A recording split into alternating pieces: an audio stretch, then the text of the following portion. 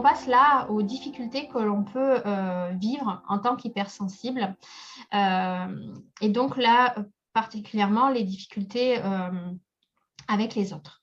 Donc, ça va être cette croyance que tout le monde sent ou ressent ce que l'on ressent et donc être dans l'incompréhension des comportements ou des réactions de son entourage.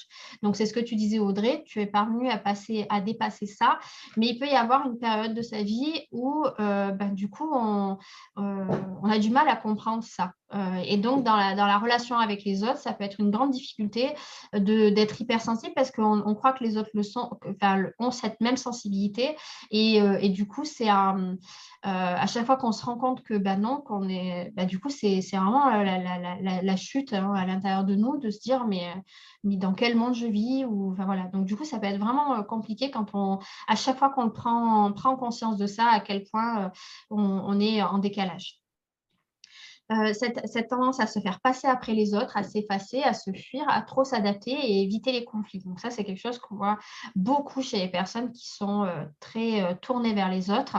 Ils ont vécu toute une période de leur vie où ils se sont fait passer après, où ils se sont complètement adaptés à l'autre, qu'ils étaient dans la grande compréhension et donc à tellement comprendre l'autre que du coup, ils s'adaptaient eux.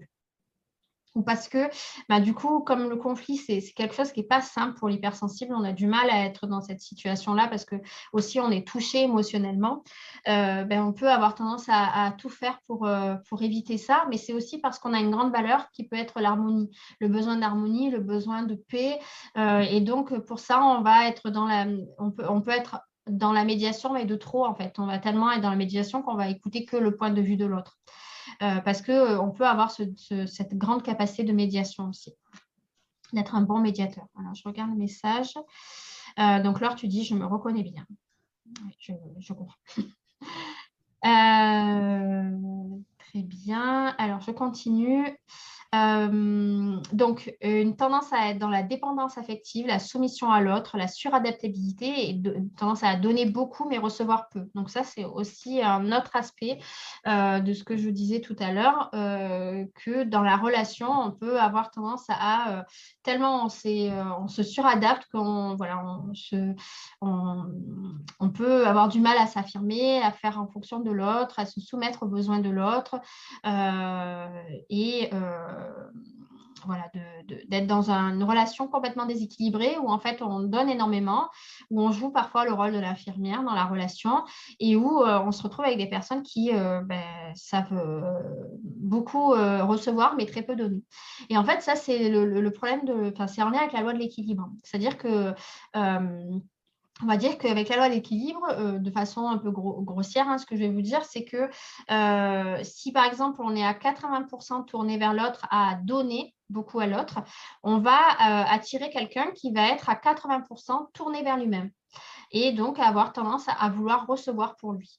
Et donc, on va être en capacité de recevoir que 20% nous. On va être habitué à recevoir que 20%. C'est un exemple, je ne dis pas qu'on est tous comme ça. Et donc, la personne qu'on va attirer, c'est une personne qui est en capacité de donner que de 20%. Et donc, si on veut justement attirer des relations où on veut davantage recevoir, être dans quelque chose de plus équilibré entre le donner et le recevoir, il va falloir qu'on développe les 20%, c'est-à-dire où on sait très peu recevoir, on va essayer d'apprendre à recevoir davantage, à être davantage à l'écoute de nos besoins, de nos limites et à apprécier les compliments, à apprécier les cadeaux, à développer cette capacité à recevoir. Donc forcément, si on va être un peu plus tourné vers soi et à se dire je mérite aussi, je suis aussi digne que quelqu'un d'autre, aussi légitime, etc. Tout ce travail qui est nécessaire, du coup, ça va faire qu'on va attirer des personnes qui vont être dans quelque chose de plus simple, plus équilibré, parce que nous-mêmes, on va être plus équilibrés. Mais pour ça, il faut accepter de sortir de certains types de relations, de schémas relationnels où on est dans un peu cet exemple du 80-20, quoi. Et donc, on peut avoir tendance à être dans ce syndrome du sauveur, à avoir, ce que je vous disais, les relations infirmières, où on est tellement centré sur les autres, à vouloir que les autres soient bien, etc., que du coup, on va être dans ce triangle-là du sauveur. Alors, le triangle, c'est le triangle de Karpman, victime, sauveur, persécuteur.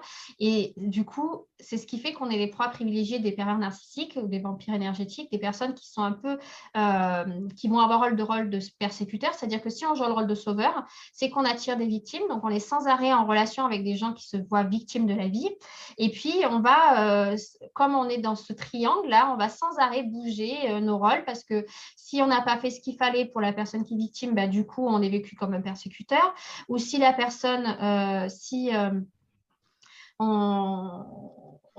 comme on est sauveur, on attire aussi des persécuteurs. Enfin, voilà. Donc, c'est un peu le schéma où on est dans un cercle vicieux et où ça demande de prendre une position extérieure à ça, à être dans une position davantage adulte, où on ne cherche pas à sauver tout le monde, mais où on aide les personnes qui sont dans une demande, dans un besoin, quelque chose de réellement exprimé. Parce que quand on est dans le syndrome du sauveur, on aide tout le monde sans qu'ils aient même exprimé de demande. Et ça, c'est ce qui fait que on va se suradapter à l'autre, à dire mais de quoi tu as besoin, qu'est-ce que je pourrais faire pour toi, à même s'excuser s'excuser parce qu'il pleut, s'excuser parce que l'autre est un peu énervé, on va se dire bon, c'est parce que je me suis mal comportée, etc. On va avoir cette tendance-là à croire que c'est nous le problème, quoi.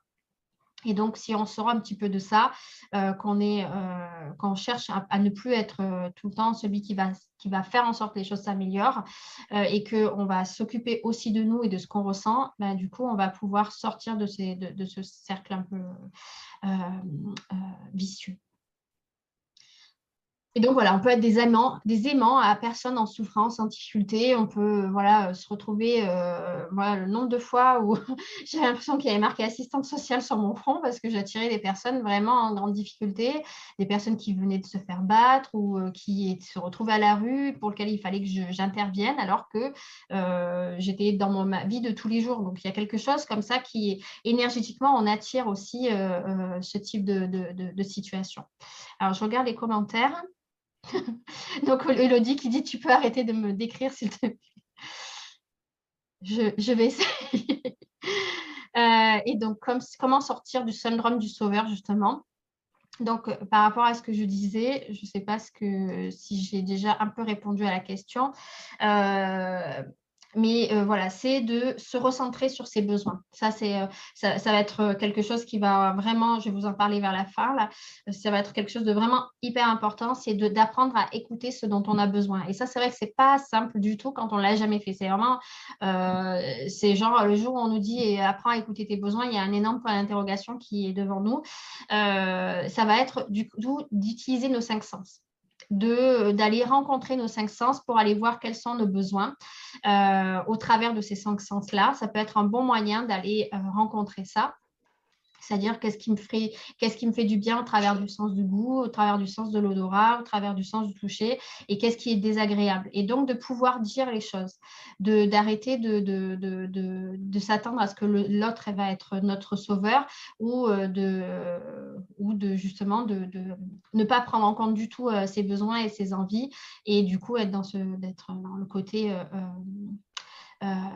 sauveur parce qu'on s'oublie au passage. Donc, il y a, c'est écouter ses besoins, les respecter et donc ne proposer son aide que si on nous l'a demandé et que si c'est juste pour nous. C'est-à-dire que, OK, il y a quelqu'un qui nous demande son aide, mais est-ce que moi, c'est juste pour moi? Est-ce que ça va me coûter énormément et qui fait que je vais avoir l'impression de m'être oublié, de m'être fait à passer après, etc. Ou est-ce que non, je le fais complètement avec le plaisir? Donc, ça va être important de déceler ça et donc d'écouter les messages du corps pour savoir si c'est juste ou si ça ne l'est pas. Voilà, donc ça, c'est un petit peu des pistes déjà de ce à quoi je pense là tout de suite. Et donc, oui, Elodie, tu dis, avant moi aussi, j'avais tendance à être dans le syndrome du sauveur et tu as réussi à dépasser ça et que du coup, tu tombes quand même sur des égoïstes. Donc, du coup, il y a peut-être encore quelque chose à aller travailler pour justement peut-être être encore plus centré sur toi. Donc après, ça dépend d'où tu en es, ça demande d'autres réflexions par rapport à ça. Mais c'est intéressant de voir qu'est-ce qui se présente dans notre environnement extérieur parce que c'est en lien avec notre environnement intérieur. Donc, se poser la question de qu'est-ce que moi j'ai à comprendre du fait que j'attire ce genre de personnes. Alors, ça peut être énormément de choses. Ça peut être que c'est encore inscrit dans nos corps énergétiques, cette information, et qu'on attire encore ce genre de personnes. Ça peut être dans nos comportements, c'est-à-dire qu'on est encore trop centré sur les autres et pas assez sur soi. Et du coup, on attire des personnes qui sont hyper centrées sur elles-mêmes. Donc voilà, ça dépend. Il y a pas mal de choses à prendre en compte. Comme je disais, il y a cette difficulté à apprécier les conversations futiles et peu profondes. Et du coup, on peut avoir du mal à être dans la relation avec les autres parce que du coup, si ça ne parle pas de choses... en tout cas, moi, je parle pour moi. Si j'ai du mal à être dans une conversation juste en parlant des actualités ou du temps ou je ne sais quoi, je vais avoir plus de facilité à rentrer en communication quand on parle directement de choses très profondes. Mais ce n'est pas à la portée de tout le monde et du coup, ça peut être compliqué de tisser des relations sociales quand on est hypersensible parce que du coup, on peut avoir cette difficulté-là. Sauf si, comme je disais, on est extraverti et qu'on est très à l'aise, on va pouvoir communiquer, etc. On peut être perçu du coup comme réservé, silencieux et froid parce que du coup, on a du mal à entrer dans la relation et dans la communication. Pardon, je reviens en arrière. Et puis, on peut vivre un dénigrement des autres quant à nos propres aspirations, parce que du coup, comme on est très tourné vers on peut avoir des idées un peu utopiques de vouloir un monde meilleur, de se dire qu'en fait, on pourrait être en paix, qu'on n'est pas obligé de se faire la guerre, qu'on pourrait manger un peu plus bio et moins impacter les orang-outans, je ne sais quoi, vous voyez. Donc, du coup, on peut, avec certains types de personnes qui sont vraiment dans cette normalité, de ne pas voir tout l'impact que ça a et tout ce qu'on pourrait faire pour que ça puisse changer, on peut avoir ce genre discours de arrête avec ton monde de bisounours, faut arrêter de vivre dans un monde d'utopie, quoi. C'est pas possible. Sauf que si, et heureusement qu'il faut des personnes hypersensibles pour avoir des aspirations plus importantes pour le monde, pour justement avoir envie que ça change et pouvoir amener un peu plus de changement. Alors, je relis un message. Alors, Audrey, tu dis, je suis d'accord, oui, il est difficile de sortir de la place de sauveur, on peut évoluer, mais d'en sortir, totalement, c'est compliqué. Le besoin de donner est grand chez nous et du coup, on va répondre à la demande inconsciente de l'autre et c'est ce qui peut nous sauver, en effet, c'est de se connaître et connaître nos besoins et ne pas continuer la relation si nos besoins ne sont pas remplis. Donc, effectivement, alors, du coup, dans ce que tu dis, il y a plusieurs choses. En fait, une des manières aussi de sortir du syndrome de sauveur et d'avoir cette envie d'aider, profonde envie d'aider, qui est limite, comme tu dis, on peut avoir tendance à percevoir les demandes inconscientes, etc. C'est d'œuvrer, de contribuer dans un domaine où justement on a vraiment le sentiment d'être utile au travers de ce pourquoi on est vraiment doué pour aider. À partir du moment où on commence parce qu'en fait, c'est une énergie qui est là, qui nous anime, qui nous habite et qui a besoin d'être canalisée dans une voie. Et quand on canalise toute cette énergie d'avoir envie d'œuvrer, on va avoir moins tendance à avoir des fuites comme ça, à vouloir aider tout le monde, toutes les personnes qui viennent dans notre giron. On va vouloir aider déjà dans une voie particulière. Ça ne veut pas dire qu'on va s'en foutre complètement des autres, mais on va être un peu plus en capacité de dire je réponds s'il y a une demande. Ou à dire, moi, je veux bien t'aider, mais est-ce que tu veux mon aide? Voilà. Mais c'est surtout pas aider avant même qu'on nous ait rien demandé, parce que sinon, on va avoir des claques de la vie, clairement. Hein, c'est-à-dire qu'on va nous dire, mais je t'ai rien demandé. Quand il va y avoir un problème, on va dire que c'est notre faute parce qu'on s'est mêlé et qu'on nous avait rien demandé.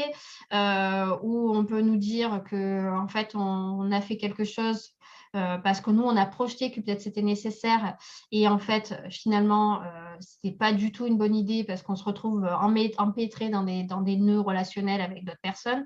Enfin, en tout cas, c'est vraiment important d'apprendre à se distancier émotionnellement de ce que les autres peuvent vivre, de proposer, mais de laisser le choix aux autres d'accepter ou non notre aide. Et puis, voilà, de proposer à œuvrer de chercher à œuvrer dans une voie qui nous correspond, où on a vraiment la possibilité d'apporter notre aide. Donc, ça ne veut pas forcément de travailler dans le social, l'humanitaire, etc. Ça peut être juste par exemple, si notre élan, c'est de chercher à optimiser les choses et que plutôt que de chercher à optimiser tout, c'est-à-dire à donner des conseils à tout va aux gens qui auront demandé, on va peut-être chercher à optimiser dans la voie qui nous est possible. Donc, ça dépend dans quel domaine on œuvre professionnellement.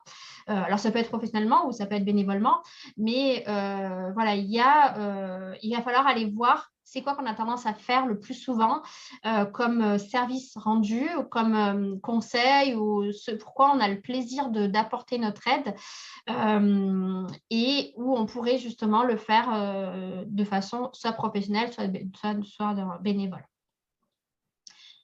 Et puis, il y avait un autre aspect dans ce que tu dis, Audrey, donc c'est que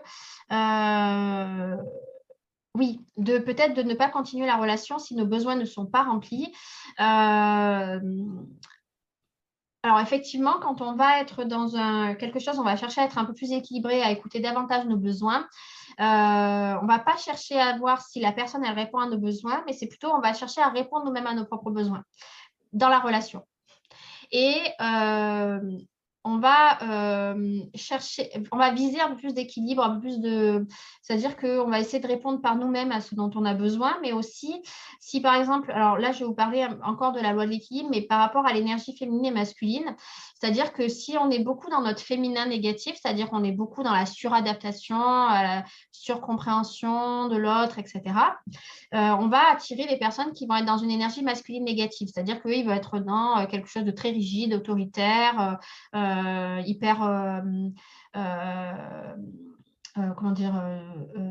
hyper sûr d'eux, etc. Donc, il va falloir que nous, on développe notre masculin positif. Donc, je vous en parlerai dans peut-être une autre conférence, parce que ce serait intéressant que je propose ça. C'est que dans le masculin positif, ça va être, par exemple, je suis un peu plus droit dans mes bottes, je cherche à travailler ma stabilité, mon positionnement, à me dire, je sais ce que je veux, je sais pourquoi je le mérite, d'être dans quelque chose de plus masculin, de plus posé.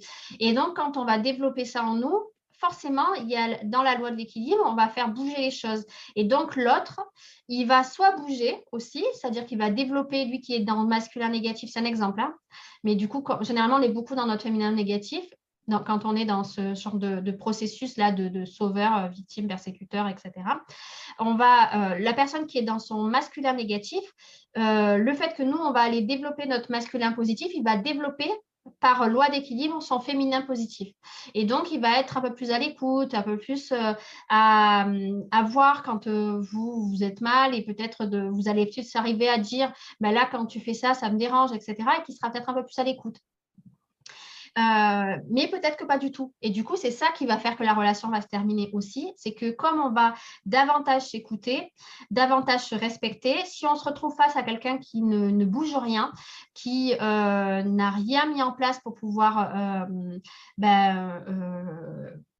faire en sorte que la relation, elle s'épanouisse de son fait à lui, forcément, la relation va finir par se terminer. Mais pas parce que l'autre, il ne remplit pas nos besoins. Parce que du coup, c'est à nous de remplir nos besoins, c'est à nous de les prendre en compte et à prendre en charge. Mais bien sûr, si on est avec quelqu'un qui est dans la maltraitance, qui est dans effectivement, si par exemple c'est quelqu'un qui a vraiment le profil du pervers narcissique, qui est hyper qui est absolument en incapacité de se remettre en question, de nous écouter, etc., oui, il vaut mieux sortir de la relation le plus vite possible parce qu'on ne va pas pouvoir espérer et attendre grand-chose de la relation. En tout cas, il y a l'idée de j'ai tout fait, j'ai aucun regret par rapport à la relation, j'ai fait ma part et l'autre, il ne l'a pas faite. Donc, du coup, ça ne sert à rien de continuer à partir du moment où on sent que ce n'est pas respectueux pour nous de continuer cette relation-là. Voilà, j'espère que je vous ai dit assez d'éléments par rapport à ça. Voilà. Allez, on passe à d'autres aspects négatifs qui sont, voilà, de façon générale, des désagréments et des avantages. Donc, il peut y avoir, à cause de l'hypersensibilité, des phases de tristesse et de dépression, le fait d'être plus sujet au burn-out. Donc, tristesse et dépression, c'est le fait, par exemple, de ne pas se sentir à sa place dans ce monde, de pas comprendre pourquoi on est là, qu'est-ce qu'on fout dans ce monde un peu, surtout quand on vit actuellement, c'est quand même lourd pour les personnes hypersensibles de voir les gens en guerre, de voir tout ce côté un peu fake qu'il peut y avoir. Donc, du coup, ça peut être compliqué à vivre. Quand nous-mêmes, on ne sait pas créer notre bulle où justement on respecte nos besoins, on les nourrit, etc. Et dans le cas du travail, on peut avoir tendance à être plus sujet au burn-out parce que justement, on a de notre côté, en fait, parce que là, tout ce que je vous dis, dans le négatif, c'est aussi présent dans le positif. On a toujours les qualités de nos défauts, les défauts de nos qualités. Et du coup, on va être tellement dans cette conscience professionnelle, d'avoir envie que les choses elles se passent bien et de prendre les choses pour nous en se disant on prend la responsabilité des choses, ça nous tient à cœur, on est très investi, etc. Sauf que ça va être déséquilibré. Il y a encore cette question de déséquilibre, c'est-à-dire qu'on va énormément donner pour peu de résultats ou peu de reconnaissance, ou au final, on va avoir l'impression d'être remplaçable comme un pion, etc. Et que du coup, on peut d'un coup avoir une chute comme ça et de se dire en fait ça à quoi bon, tout ce que je fais, y a aucun, je vois plus le sens de tout ce que je peux faire. Moi, par exemple, quand j'étais dans le social, je voyais toutes les situations difficiles que je pouvais vivre au quotidien avec les personnes, alors qu'avant ça me dérangeait pas autant, mais avec le temps j'avais énormément, en fait, tellement j'avais voulu mettre en place de choses et que j'étais dans un contexte où en fait finalement on freinait, on voulait pas mettre, enfin voilà, il n'y avait pas de réflexion, de prévention, etc. Donc, du coup, je passais mon temps à faire des aides financières et je passais mon temps à être dans les papiers, la paperasse, et donc à voir que, en fait, je mettais des pansements sur la situation des personnes et en fait, c'était le seul moyen que j'avais de pouvoir aider les personnes et donc je faisais mon maximum, sauf que du coup, il y a un moment où j'en ai eu vraiment marre, c'était une saturation et voire même c'est devenu difficile d'être face à des personnes qui étaient désagréables. Enfin, voilà, quand on est proche du burn-out et quand on est proche du déséquilibre total, il se met à y avoir des situations dans notre vie qui font que c'est un peu comme des coups de pied au cul, en fait, hein, je suis désolée l'expression, mais qui font qu'on va nous pousser à la porte de sortie. On va être dans une relation où la personne va se mettre à nous tromper, où elle va se mettre à être violente alors qu'elle ne l'a pas été, ou là, par exemple, dans le social, je me retrouvais avec des gens qui étaient violents et agressifs alors que je n'avais jamais vécu ça. Donc, du coup, il y a un moment où c'est tellement déséquilibré que la vie, elle est obligée de nous faire voir à quel point ça l'est devenu et que c'est devenu injuste pour nous. Donc, voilà, il y a cet aspect-là. Il peut y avoir donc du coup une faible estime de soi, une dévalorisation, une difficulté à s'aimer, du fait de se dire mais j'ai rien à voir avec la plupart des gens et du coup de ne pas comprendre comment on peut fonctionner comme ça. Et comme c'est pas quelque chose qui est valorisé dans notre société, la sensibilité, du coup on peut être vite dans la dévalorisation. Une tendance à l'isolement pour pouvoir se protéger un petit peu de tout ça.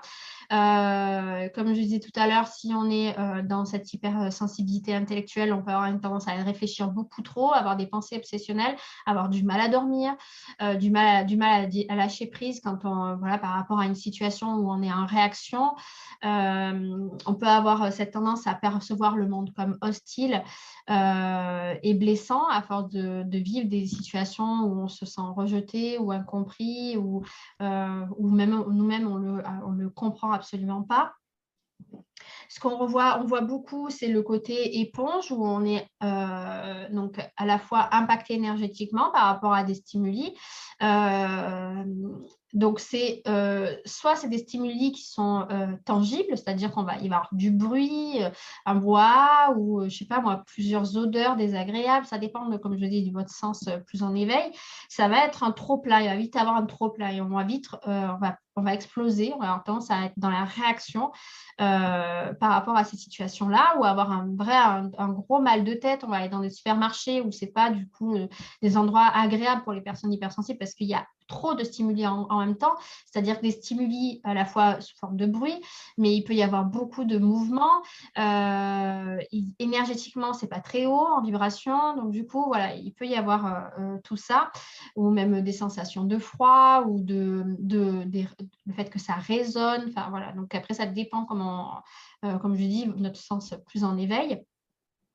Et comme je disais, je parlais d'éponge, c'est-à-dire que c'est une éponge émotionnelle et énergétique, c'est-à-dire que soit on va ressentir de façon énergétique notre environnement, c'est-à-dire on va aller dans un espace et on va ressentir des choses et on va croire que c'est nous le problème. Par exemple, on va rentrer dans une pièce où on sent que d'un coup il y a un silence ou que ça a l'air lourd, comme s'il y avait eu une dispute ou quelque chose, et on se demande si c'est nous qui avons causé un malaise, etc.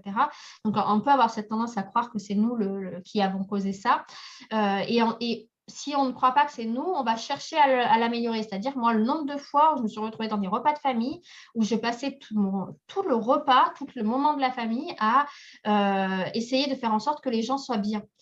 Et du coup, je repartais de là-bas, mais complètement épuisée parce que du coup, je sentais que lui, il était fatigué ou lui, il était dans quelque chose d'émotionnellement difficile. Donc, je cherchais à voir comment je pouvais l'aider. Donc, à fond dans le tournant du sauveur, hein, complètement. Donc, du coup, ça, parce qu'on le perçoit et qu'on a envie, on a cet élan d'aider et de faire en sorte que l'autre aille mieux, et qui peut être un peu lourd, quoi. Et on peut aussi capter de façon énergétique comment on appelle ça, des égrégores. C'est-à-dire, il va y avoir des formes pensées pendant des périodes particulières. Donc, par exemple, pendant la période du Covid, c'était la peur d'être malade ou le fait de la peur du vaccin ou le rejet des personnes qui ne pensent pas comme nous, etc. Donc, du coup, on pouvait capter énormément de choses énergétiquement et puis des grands malaises, etc. Donc, moi, le nombre de fois où j'ai vécu des angoisses, en fait, je faisais des crises d'angoisse sans savoir, d'un coup, j'étais bien. Et à la seconde d'après, je me sentais émotionnellement très impactée.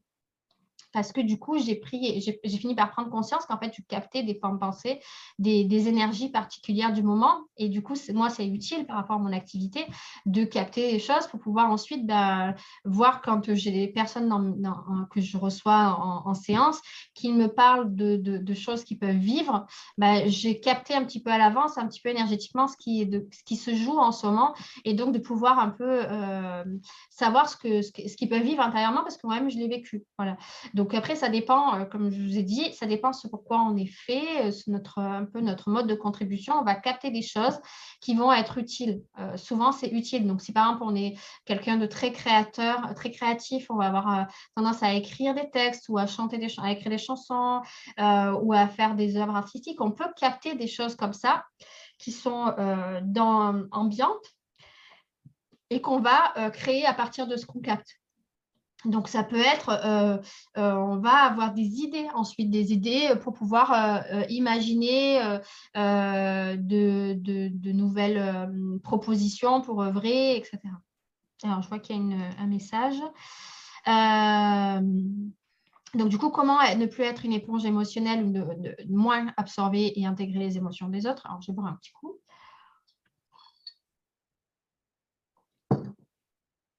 Donc, je vais vous en parler après, mais je peux vous dire des informations. C'est-à-dire déjà de se demander est-ce que ça m'appartient?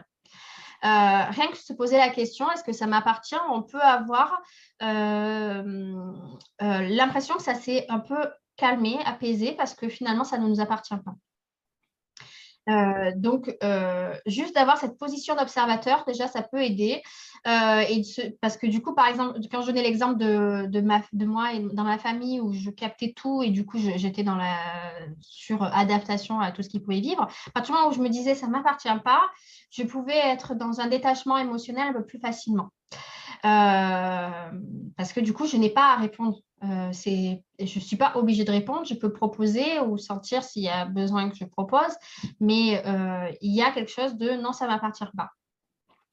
ou cet égrégore que je perçois, non, c'est pas moi qui fait une crise d'angoisse parce que je vis quelque chose d'intérieurement difficile, c'est parce que je le capte.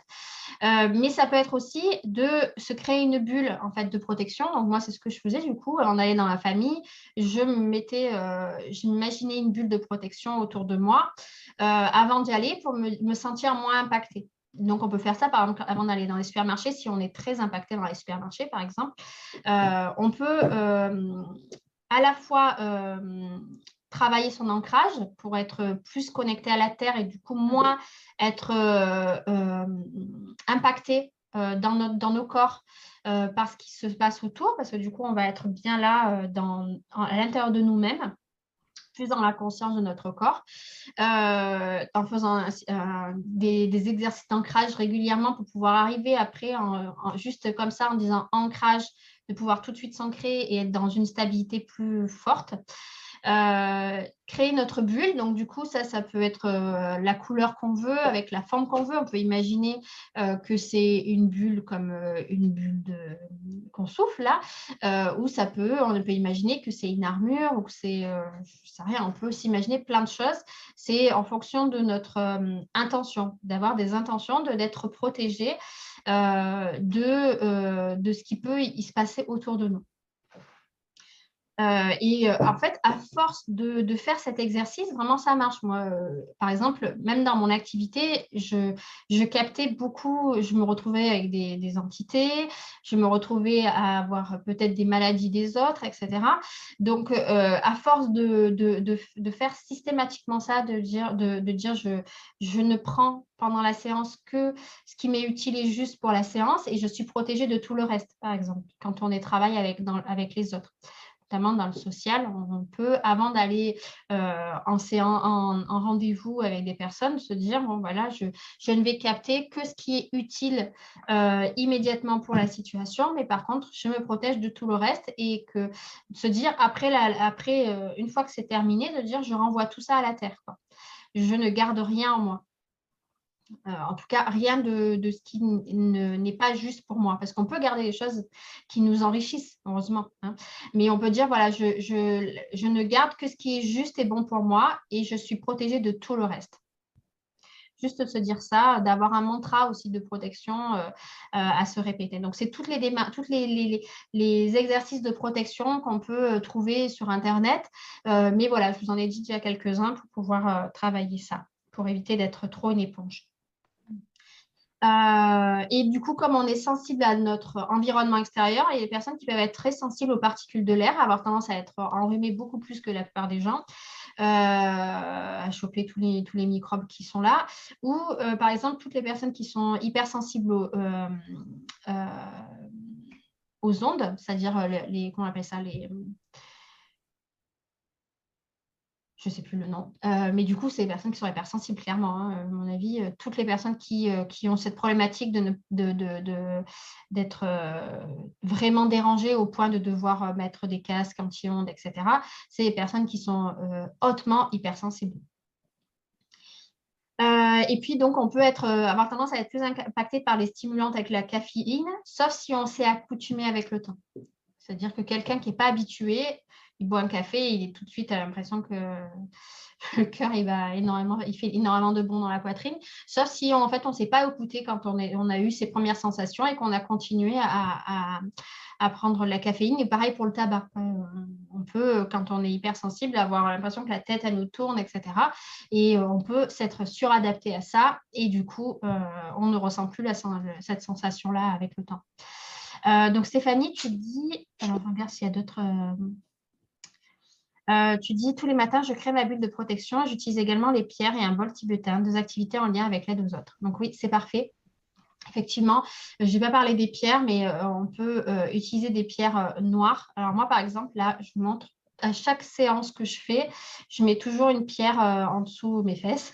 Donc là, c'est une gabbro. Je vous montre un peu plus proche là, qui me permet de me sentir plus ancrée. Et depuis que je l'utilise, je suis moins impactée aussi par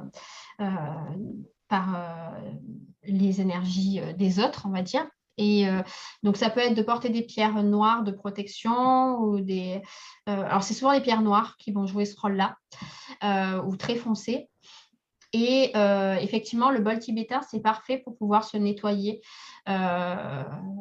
ou pour s'ancrer. Je ne sais pas pourquoi tu l'utilises. Moi, j'aurais tendance à plus les nettoyer le soir comme une hygiène, en fait, tous les jours. Ce qu'on peut faire aussi, c'est, vu qu'on capte beaucoup notre environnement, c'est que quand on prend notre douche, notamment si on le prend le soir après la journée, de se dire en conscience qu'on se nettoie de toutes les projections qu'on a captées, de tout ce qu'on a capté de notre environnement, que la douche, elle a aussi ce pouvoir-là de nettoyer énergétiquement. Parce que l'eau est très puissante sur le nettoyage. Donc, ouais, un nettoyage en fin de journée pour le bol. Donc, c'est parfait.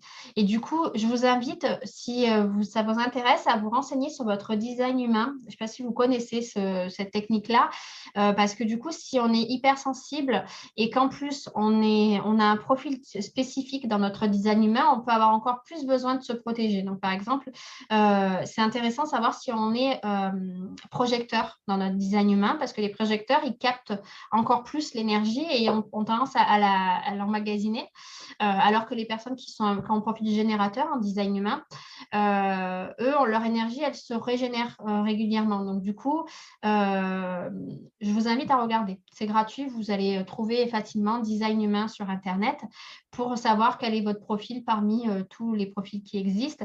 Et donc il y en a 4-5, je crois. Et donc d'adapter aussi votre hygiène de nettoyage énergétique en fonction de ça. Les projecteurs ont besoin de le faire tous les jours. C'est indispensable. Voilà. Donc ça, c'était une petite parenthèse.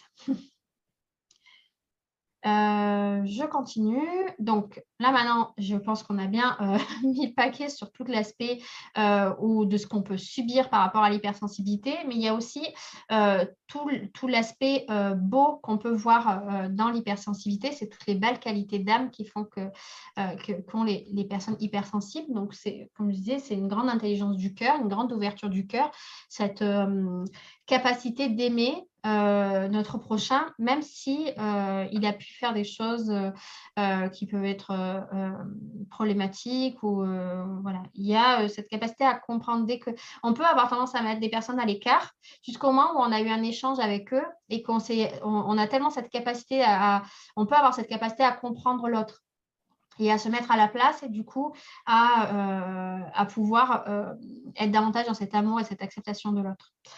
Alors, ce n'est pas valable pour tout le monde, mais en tout cas, je parle pour moi. Dès que j'ai un échange avec quelqu'un qui a beau avoir fait des choses pas très nettes, je vais avoir cette capacité à aller au-delà de ça. Mais du coup, cette intelligence du cœur, elle n'est pas que au travers de cette acceptation de l'autre, etc. Mais c'est d'avoir cette intelligence qui fait qu'on prend en compte au-delà de ce que l'on pense, en fait, au-delà du mental. L'intelligence, elle se trouve dans le cœur. Alors, je ne sais pas comment je pourrais dire ça, c'est quelque chose que je ressens. Comment je pourrais définir l'intelligence du cœur, parce qu'on parle d'intelligence émotionnelle, mais c'est autre chose, parce que l'intelligence émotionnelle, c'est la capacité à la fois à savoir ce que les autres peuvent ressentir, mais aussi ce que nous, on peut ressentir. Et du coup, quand on est hypersensible, si on a eu un vécu un peu compliqué, comme je vous disais, des expériences de vie un peu souffrantes, on peut avoir eu tendance à être coupé de nos émotions et du coup, à ne pas savoir ce qu'on ressent. Parce que du coup, ce qu'on a pu vivre était tellement fort, on n'a tellement pas eu, où on était dans un contexte où on ne pouvait pas exprimer ce qu'on pouvait ressentir parce que la personne n'était pas en capacité d'accueillir ça, où ça aurait été encore plus problématique à vivre au quotidien d'avoir exprimé ce qu'on avait et de ne pas avoir de retour derrière, qu'on a pu se créer une carapace et du coup soi-même ne plus savoir ce qu'on ressent en fait. Ça, c'est quelque chose qui revient beaucoup chez les personnes hypersensibles, c'est-à-dire qu'on va dire, il y a beaucoup qui disent qu'on va être hyper émotif. Tout dépend, on peut avoir une grande distance émotionnelle si justement on a développé si on s'est coupé un peu de ses émotions, malgré nous. Et donc, si ça vous parle, donc ce fait de ne pas savoir pourquoi vous êtes triste, de ne pas savoir pourquoi vous êtes dérangé par quelque chose, de ne pas savoir dire si c'est de la tristesse, si c'est la colère, si c'est… voilà. Moi, je vivais ça une période de ma vie. Et du coup, c'est très problématique de ne pas savoir ce qu'on ressent pour justement être en capacité de poser nos limites et de dire quels sont nos besoins si on ne sait pas, même pas se ressentir à l'intérieur de soi. Donc, si vous vivez ça, si ça vous parle, d'avoir le sentiment d'être coupé de vos émotions du fait d'expériences de la vie, il existe un rituel, alors en tout cas, moi, je l'ai pratiqué et ça m'a vraiment aidé, c'est de parler au corps, en fait. De dire à votre corps, corps, je te remercie de m'avoir protégé à cette époque-là, de m'avoir évité d'être de devoir subir mes émotions. Merci de m'avoir évité cela, de m'avoir protégé de mes émotions. Mais aujourd'hui, je suis adulte et en capacité de faire face aux situations de la vie.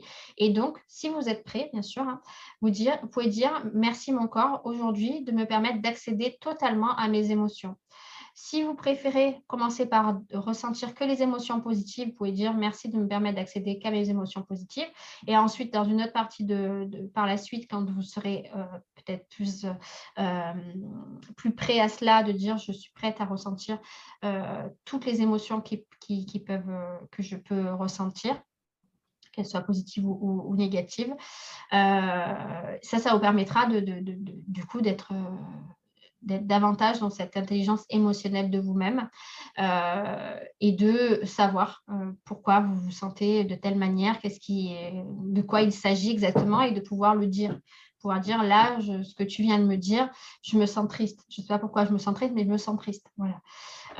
Parce que parfois, on peut avoir du mal à être dans la spontanéité de dire exactement c'est quoi qu'on vit, pourquoi on se sent triste, mais au moins déjà, on peut le sentir et on peut le nommer. Voilà, c'était une petite parenthèse par rapport à cette intelligence-là du cœur qui peut être aussi une intelligence émotionnelle, de sentir émotionnellement les autres. Et donc soi-même.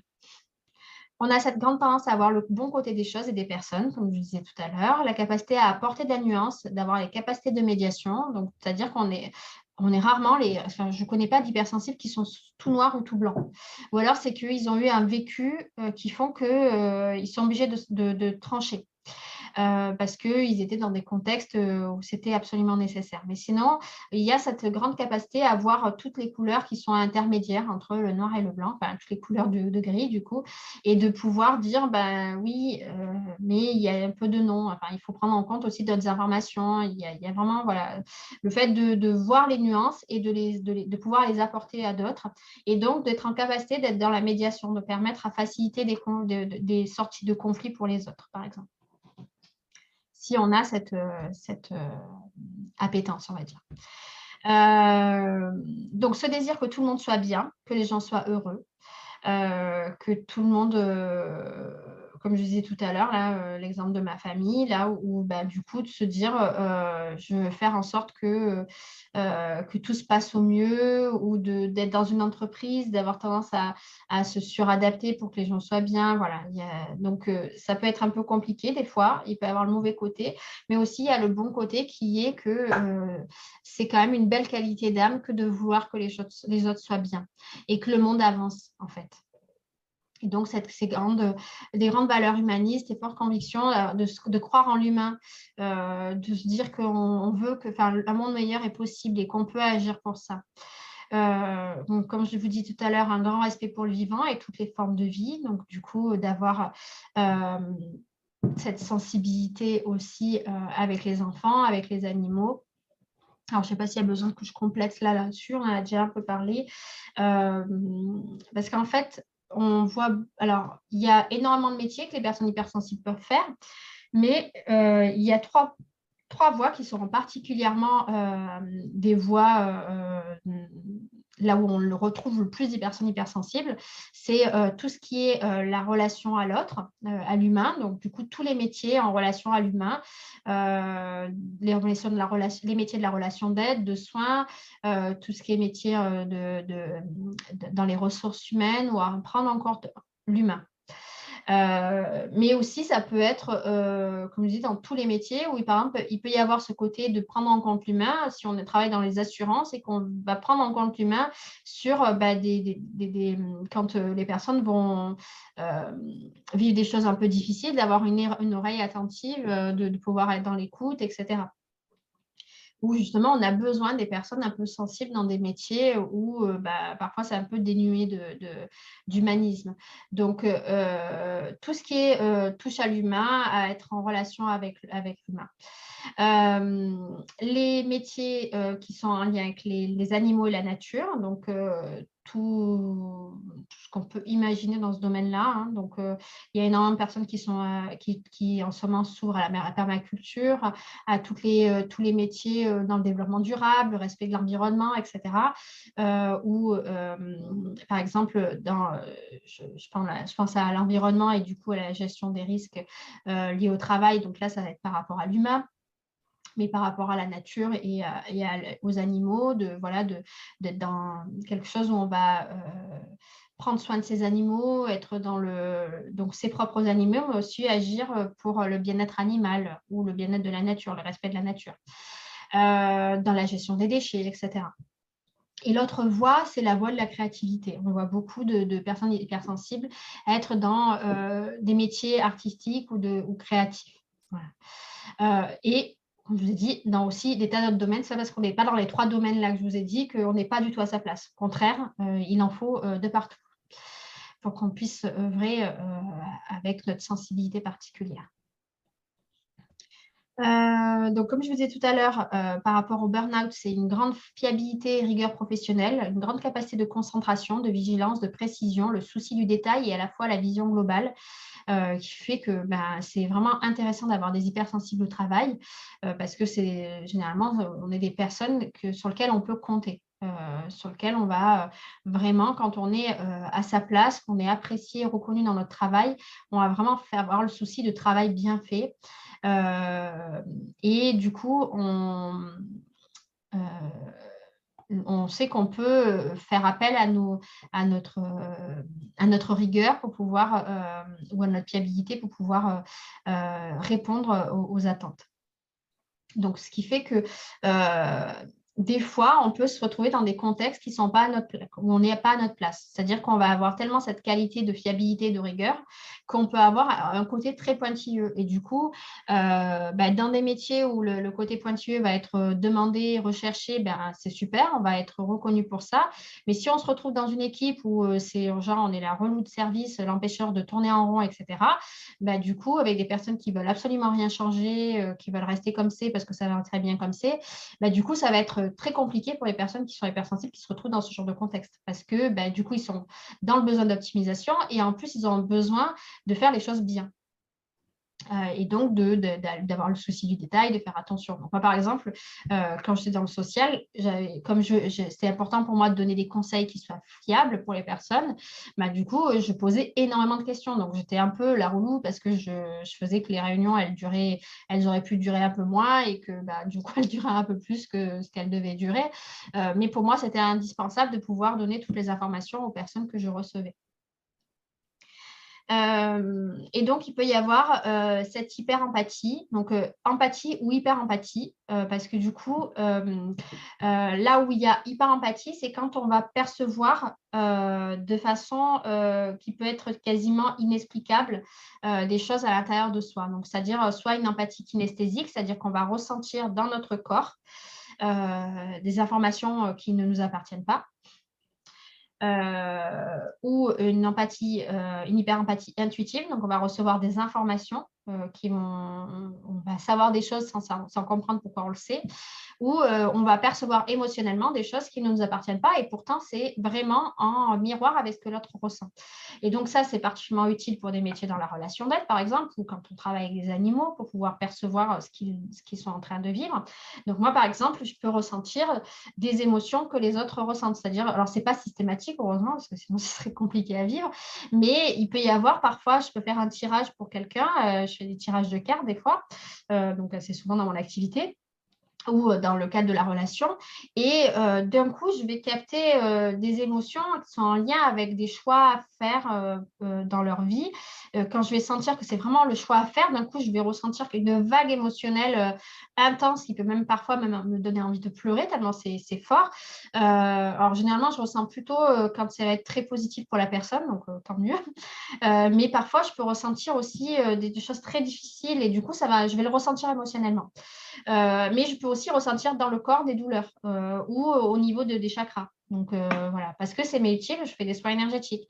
Donc voilà, en fonction de notre domaine d'expertise, là où on va œuvrer, ou par rapport à ce qu'on, comme je dis, œuvrer, donc c'est-à-dire que ce soit dans le bénévolat ou dans notre activité professionnelle ou en lien avec nos enfants, par exemple, ou nos animaux, on peut développer des facultés d'hyper-empathie qui sont utiles pour ce qu'on a à faire.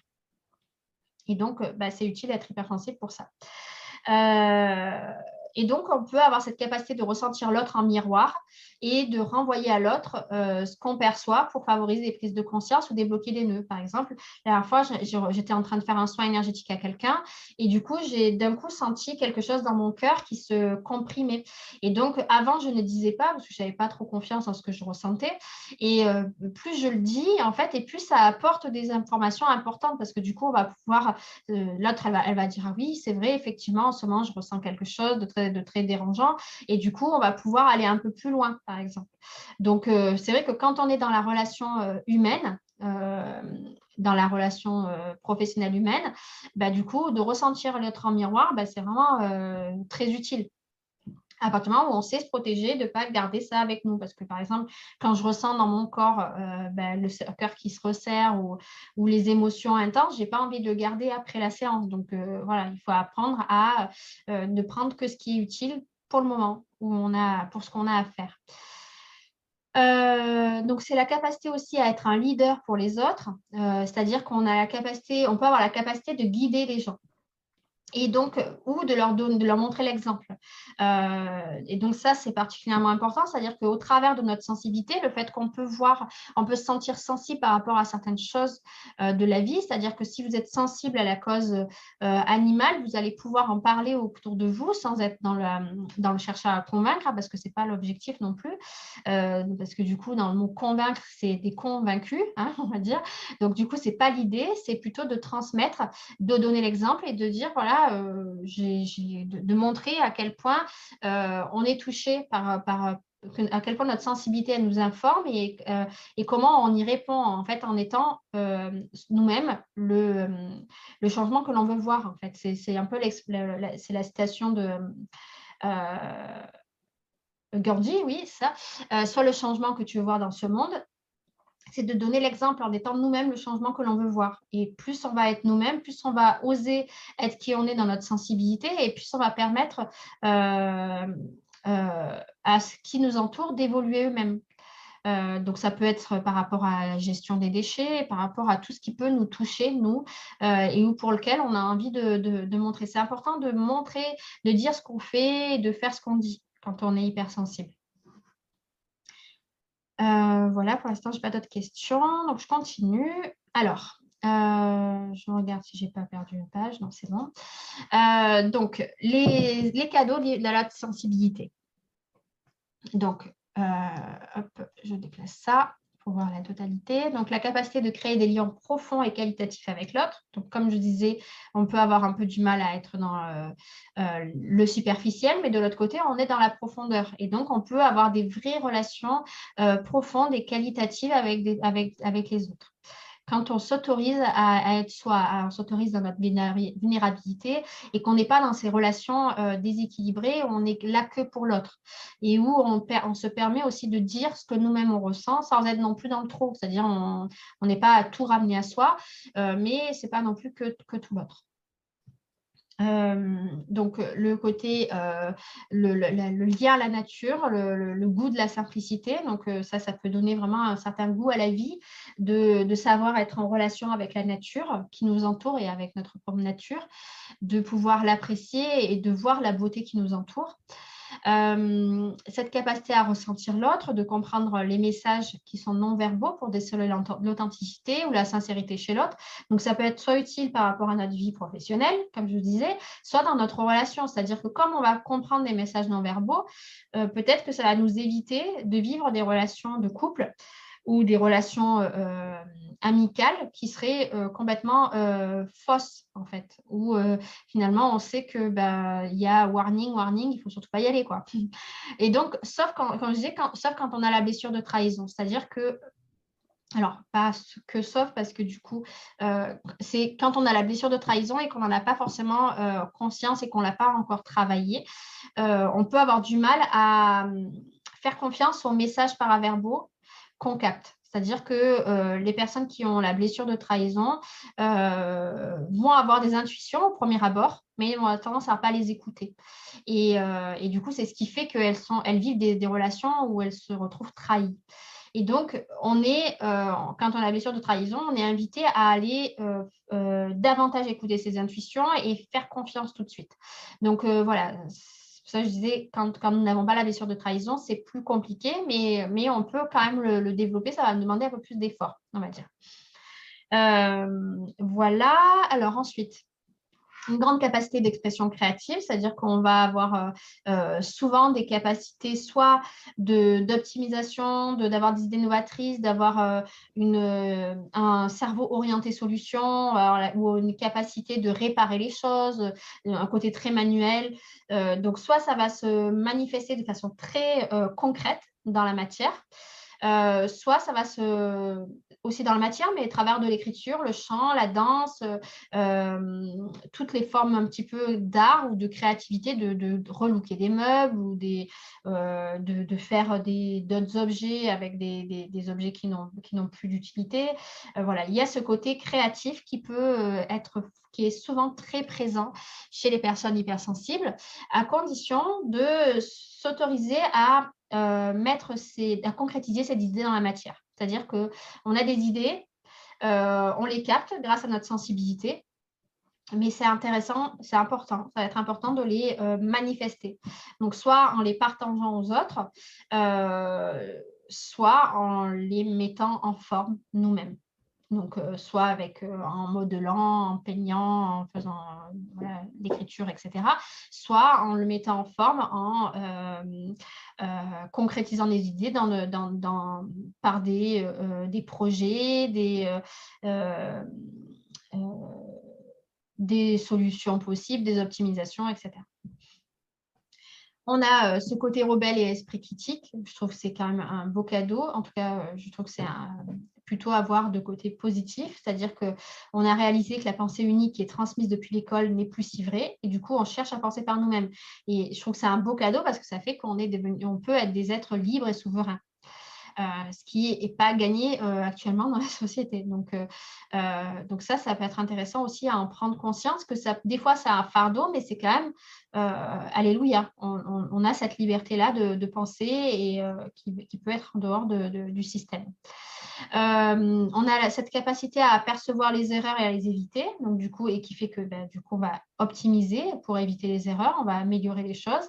Mais du coup, généralement, on a quand même cette capacité-là à percevoir, puisqu'on va avoir des informations qui nous viennent, on voit les informations aussi sous forme d'erreurs ou de problématiques à prévoir, à éviter. Donc, ça dépend de notre domaine. Par exemple, les personnes qui sont dans des domaines de la qualité, par exemple, vont beaucoup voir tout ce qui est à optimiser. Donc, du coup, leur sensibilité, elle est au travers de ça, par exemple.